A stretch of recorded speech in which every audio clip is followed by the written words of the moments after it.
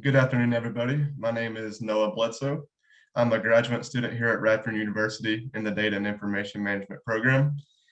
And a few years ago, about the time I moved out to be on my own and started paying some of my own bills, I took a deep interest into personal finance and specifically investing in the stock market. Growing up in rural Appalachia, I saw many of those around me struggle when it came to managing their money or just not knowing at all how to invest. And so for my capstone project, I wanted to target younger people to maybe think a bit more about saving for retirement. I know it's way far down the line, but starting early gives them the chance to make mistakes along the way and learn from them instead of being too late. And so my project goes into three specific sections. We're going to talk about stock analysis and visualizations. So this is looking at charts, graphs, etc., to see what kind of insights we can gain out of it. We're going to look at how to optimize a portfolio. So that's finding out what a good allocation would be for the stocks that you have, or it could be real estate, cryptocurrency, whatever. And we're going to use something called Markowitz Portfolio Optimization to do that. And we're also going to use another financial model called the capital asset pricing model to figure out how to optimize a portfolio to still get a high expected return, but still mitigate risk along the way. And then lastly, we're going to see if we can try to predict stock prices using machine learning. So let's get started here. This is a typical stock graph. If you've ever seen anything about the stock market, you've probably seen a graph similar to this, but this one has a bit of a twist to it. This looks at the returns over 2016 to 2021 of an initial investment. So for example, we'll focus on the orange line here because that one obviously stands out as a very high performer. That orange line represents Enphase Energy, and these other lines are Amazon, Tesla, Etsy, and Teladoc Health. But this graph shows that if you started with, let's say, just $500 back in 2016, and you threw it all into Enphase, you would have be looking at around $45,000 at the beginning of 2021. And so that's what these numbers on the left mean. That's how many times your initial investment you're making. And so a lot of these other stocks, they performed very well too. The Enphase specifically just really crushed it. But that doesn't tell the full story. As we all know, stocks are very volatile. They can swing wildly from day to day. And so while investors were definitely happy looking at the returns with Enphase, they had to have a high risk tolerance. And for example, if we look at the blue line here, this graph shows the daily swings of price from day to day for Enphase and the standard benchmark of the market, which is the S&P 500. So the blue lines here, you can see day to day, the portfolio, not the portfolio, but Enphase typically goes more than negative 10% in a single day to over positive 10% in a single day. And you also got a few instances of going to almost negative 30% in a single day. So investors had to really have a high risk tolerance and be willing to lose almost 30% of their investment in a single day.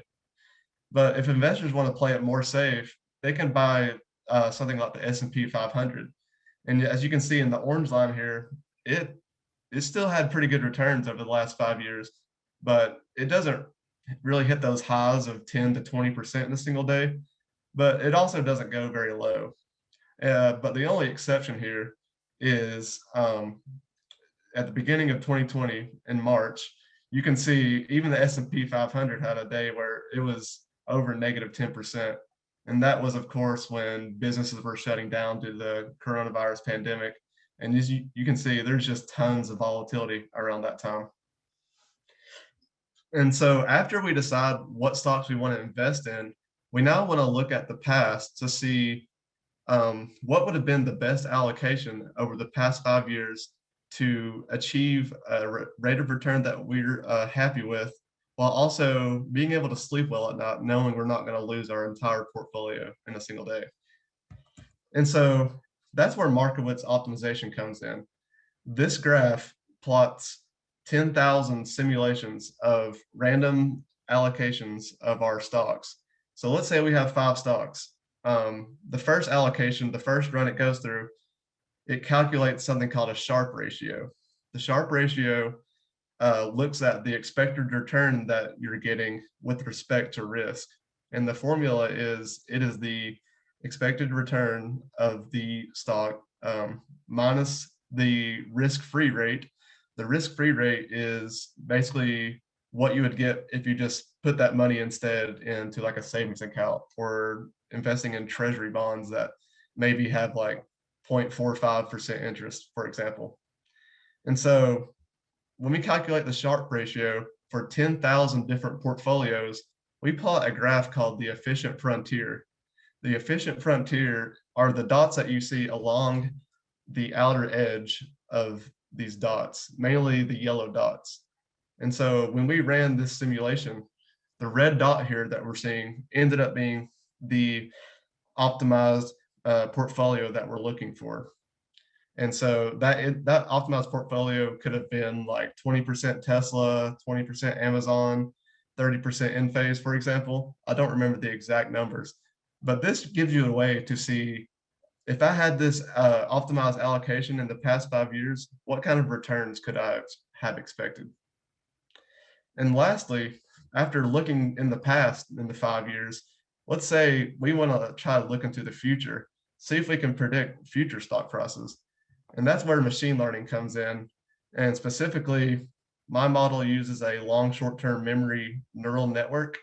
It's a mouthful, but this type of neural network is pretty popular in the finance industry because it's able to remember data from a long period back and use that previous data in context to make better decisions along the way. As you can see here, the orange is the original prices. So this is the price of the S&P 500 from 2017 to 2021.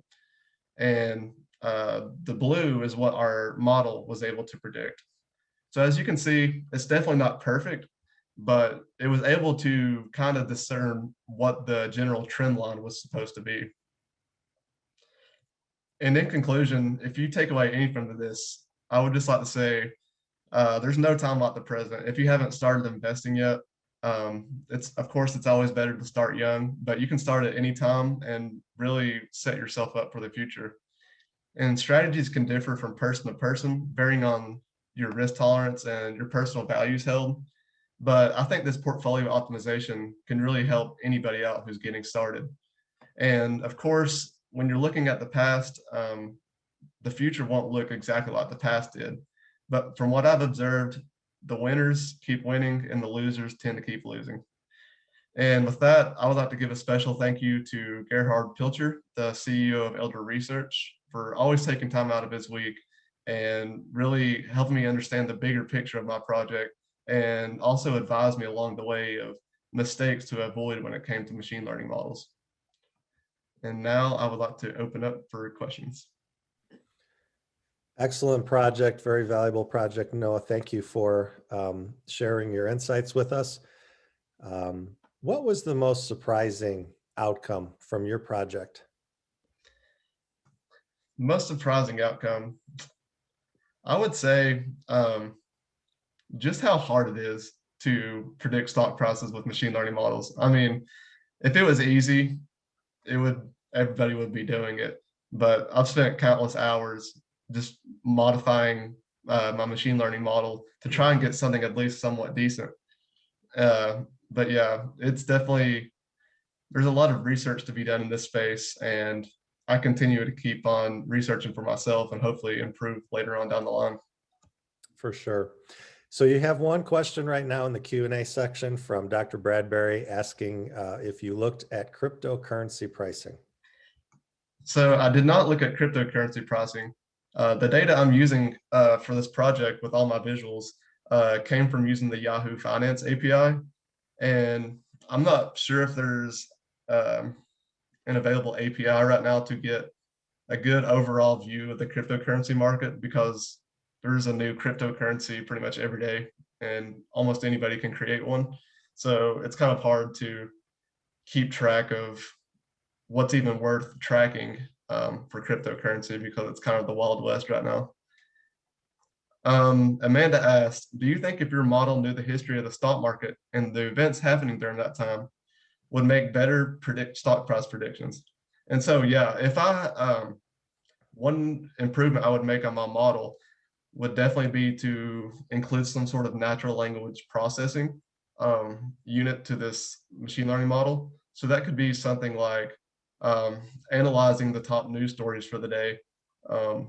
Because as we all know, news stories, politics, new laws going into place, tweets, those all have a major impact on stock fluctuations from day to day. So I think having some sort of natural language processing tool implemented into this to be able to read those stock articles and get like a sentiment analysis, I think that would be really helpful to investors to make better decisions. Let's see. Steve Oak. Recently in the news, we have heard a lot about GameStop stocks. What did your model show with respect to GameStop? So I did not test my model on GameStop, but I would assume there was no way to predict that, because that was kind of a once in a lifetime kind of deal where the entire internet got involved. And so I would seriously doubt that any sort of machine learning model could have predicted such a thing.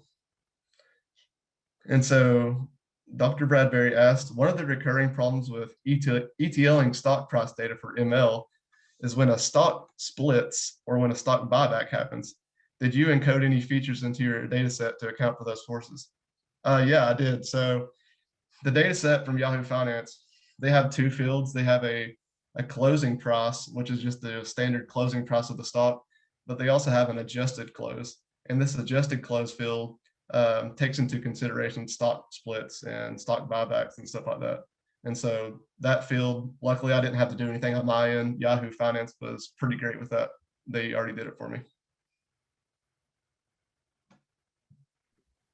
All right, Noah, thank you very much. I think that's the end of our questions.